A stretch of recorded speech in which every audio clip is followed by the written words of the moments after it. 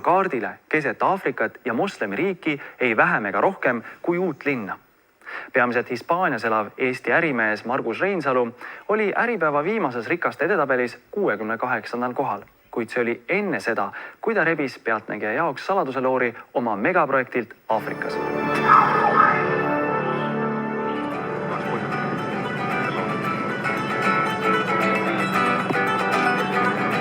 Ütleme nii, et ma jõuan õhtul koju tagasi, et ma olen täna Marokos, et kas on hilja, kui ma õhtul vastan? Margus Reinsalul on täna hommikul kiire lennujaam. Liiklusummiku tõttu ajahätta jäänud pigistab ta Hispaania kiirteel oma Toyota Land Cruiserist viimast. Tund pärast seda, kui ta kodust Marbella lähistel startis, on ärimees Malaga lennuväljal, kus teda ootab eralenn. 45-aastane Reinsalu stardib Põhja-Aafrikasse inspekteerima oma elu suurimat projekti. Samal trajektooril lendavad iga nädal ka tema kliendid. Kui palju neid kliente käib niiviisi siit Malagast nende eralendudega? 20 nädalas keskelt läbi. See on juba nii, et varsti võiks osta oma lennukifirmale, et inimesi lennutada. Järgmine aasta tõenäoliselt seda vist teemegi. Mõne minutiga vajub vihmane Malaga allapoole pilvi ja õhusõiduki nina pöörab lõunasse. Pealtnägija on esimene telesaade, kellele seni ilma suurema kärata toimetanud Reinsalu oma kaardid avab. Pooletunnise lennu järel, kui teeme tiiru üle Atlase aheliku imposantsete nõlvade, hakkab kaugelt paistma Maroko põhjarannik ja sõidu eesmärk. Hele laik, kust kerkib ehitustolm. See on tulevane megakuurort Saidia, mille rajamisel eestlane oma kompanjonidega osaleb. Aga kes need inimesed oma taustalt on, kes selle Saidia klientideks hakkavad? 7-80% on meil inglisi kliente, aga on ka prantslasi, hispaanlasi, Skandinaavia inimesi, mõned eestlased, mõned Venemaalt ja põhiliselt sellised keskklassi inimesed, arstid ja advokaadid. Nad peavad olema Eesti mõistes miljonärid, et siia kolida? Nojah, ütleme, et rahavahe on Euroopas ja Eestis on nagu, et numbrid on samad inimestel, aga vahe on krooni ja euro kursis, jah. Pisut põrklikult puudutavad lennukirattad Ujda endise sõjaväe lennuvälja asfalti Alžeeria piiri ääres.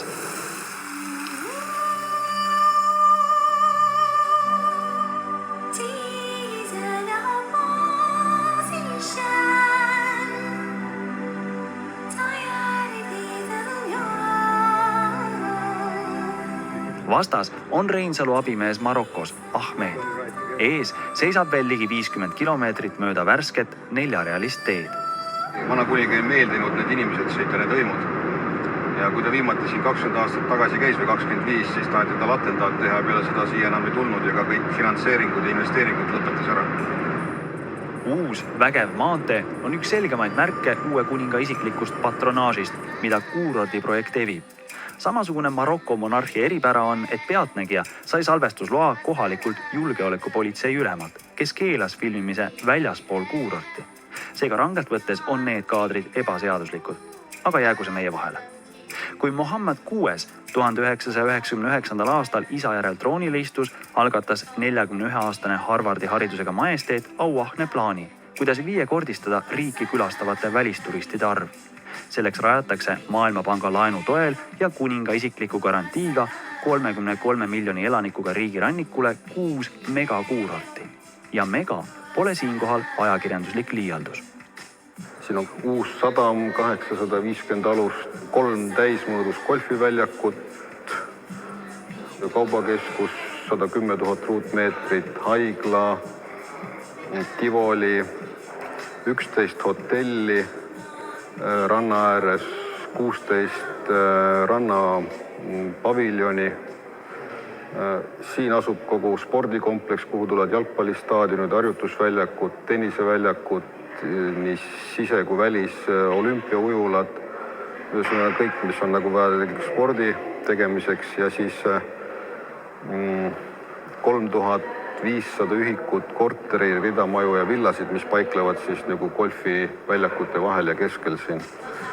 Läinud nädalal sai kuurort Maroko võimudelt maad juurde, kasvatades oma territooriumi 10 ruutkilomeetrile, mis on suurem kui Mustamäe linnajagu. ehitusplats on nii lai, et 100 valmimisjärgus hooned, 1000 töömeest ja 200 kraanat, kes siin praegu askeldavad, kaavad laotusesse ära. Projekti juures tööd saanud Fadua El Khelloufi on siit lähedalt pärit ja mäletab, milline pilt avanes varem. But this area was, like nothing, no building, it's like a desert. But now you can see in front of you all the hotels and everything. It was like trees and nothing really, no building. Düünidega on Margus Reinsalul oma suhe. Vanasti kasutasid Eesti filmimehed Maardu liivakarjääri, et lavastada ehedaid kõrbestseene. 1997. aastal ostis Reinsalu firma 12 miljoni krooni eest riigiettevõtte Eesti Fosforiit ja tolle 153 hektarilise krundi koos liivaladustamisväljaga. Endine ETKVL-i ehitusvalitsuse ja Tallinna taksopargi funktsionär pani oma varandusele aluse õnnestunud kinnisvaratehingutega, müües teiste seas mitu objekti, näiteks Vene vangide poolt ehitatud taksopargi hooned ehk praeguse Kristiine keskuse Itaalia magnaat Ernesto Breatonile. Aga Maardus jäi meedias liivakarjääride kuningaks ristitud Reinsalu 5 miljardi kroonine tööstus- ja transiidikeskuse arendusplaan toppama, sest välja ilmusid õigusjärgsed omanikud, kes püüdsid ärimehelt tema meelest raha välja pressida, blokeerides projekti kohtutes 6 aastaks. Jant Maardus oli üks põhjustest, miks algselt Kohtla-Järvelt pärit Reinsalu otsustas 3 aastat tagasi Hispaania päikesrannikule kolida ja aja maha võtta. No on see õige öelda, et teatud hetkel sa olid nagu noor pensionär? Ma nagu päris pensionär olnud, aga aja võtsin üks paariks aastaks nagu maha küll, jah. Hispaanias pühendus Reinsalu golfile, tegeles avamere kalastusega abikaasa nime kandva kaatriga ja kulutas rohkem aega oma auto kirele. Kui eestlane tänavu kohaliku Ferrari klubi liikmeks kutsuti, soetas ta enda autokollektsiooni juba 4. liikme, uue punase Itaalia sportauto. Veel aastapäevad tagasi ei osanud Reinsalu undki näha, et seob saatuse Marokoga. Selleks piisas aga vaid korra üle mere lennata. Kui ma nagu siia sattusin ja mulle seda projekti nagu presenteeriti, siis ma sain nagu kohe aru, et mis endast kujutab ja see säde tekkis ka kohe. Ja see otsus sündis plaksust? See sündis plaksust. Tagasi ei ole vaadanud enam? Ainult edasi. Selline on arhitektide ja disainerite tulevikuvisioon Eurolinnast Aafrikas, mida saadab pretensioonikas reklaamlause Paradiis Euroopa väravas. Firma Property Logic, mille omanik on Reinsalu koos Inglise ja Hollandi partneriga, ehitab poole kogu suurkuurordist ehk 1700 elukohta. Seda on võrdluseks ligikaudu sama palju, kui 2006. aasta esimesel poolel valmis eluruume Eestis kokku. Veel enne, kui eestlase firma on koppa maassegi löönud, on 1/3 eluasemetest juba müüdud. Selle 2 hotelli vahel on meil üks apartmentide kompleks. Nii. Siis on suured villad, seal on ridamajad. See osa on seal muutunud, sinna tulevad korterid. Siis on seal olev väikeste golfivillade kompleks. Siis on see L-tähele kujuline ala, suurema L-tähe kujuline ala. Siis on siin üks 5-tärni apartment hotell. Siis on see nurgakrunt seal ja mõned krundid veel, need on ka natukene asukohaliselt muutunud. Need kokku on meil 11 krunti siin. Kui palju see kõik maksma läheb? Ausalt öeldes ma seda kogu investeeringu suurust ei tea, aga see on ikkagi miljardeid eurosid.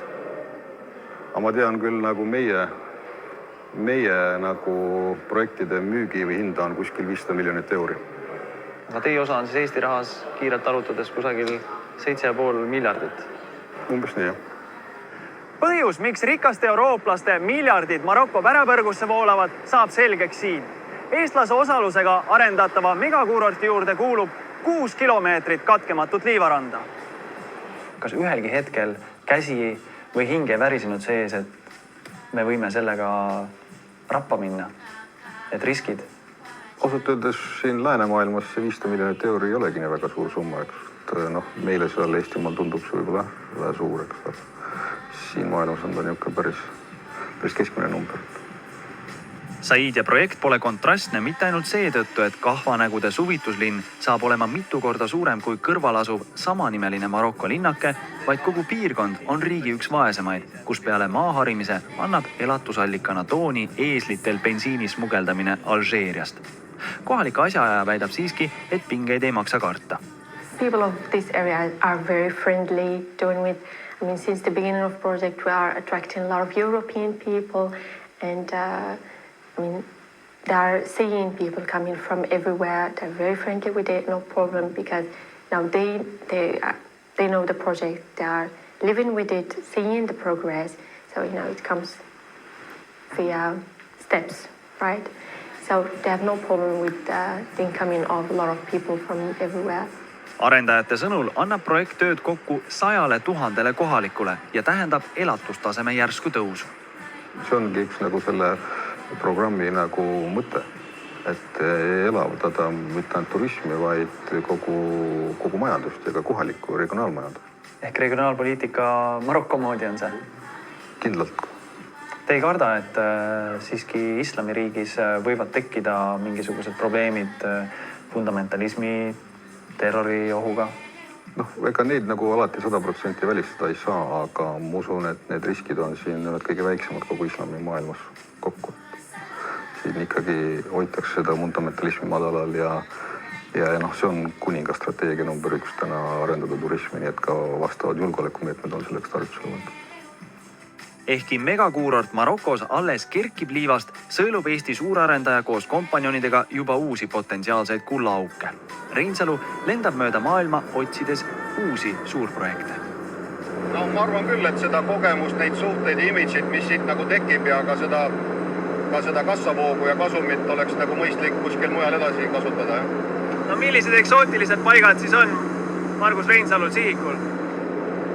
Vara veel öelda, aga eks me oleme uurinud siin Lõuna-Ameerikat, Aasiat, Lähis-Ida. Jõukate eurooplaste oaas Marokos on omamoodi ka nagu puhver, takistamaks näljastel aafriklastel tungimist üle Vahemere Euroopasse. Selle asemel leiavad nad tööd juba Mustal mandril. Jah, ja teiselt poolt on ka väga tore, et on olemas sellised reservaadid, kus meie advokaadid ja hambaarstid, kes on eluaeg ööd ja päevad kraapinud raha kokku ja siis korraga jõuab pension kätte. Ja sul ongi koht, kuhu seda raha panna. Ja sa võid elu lõpuni mõnusalt veeta seal päevi toetudes golfikepile.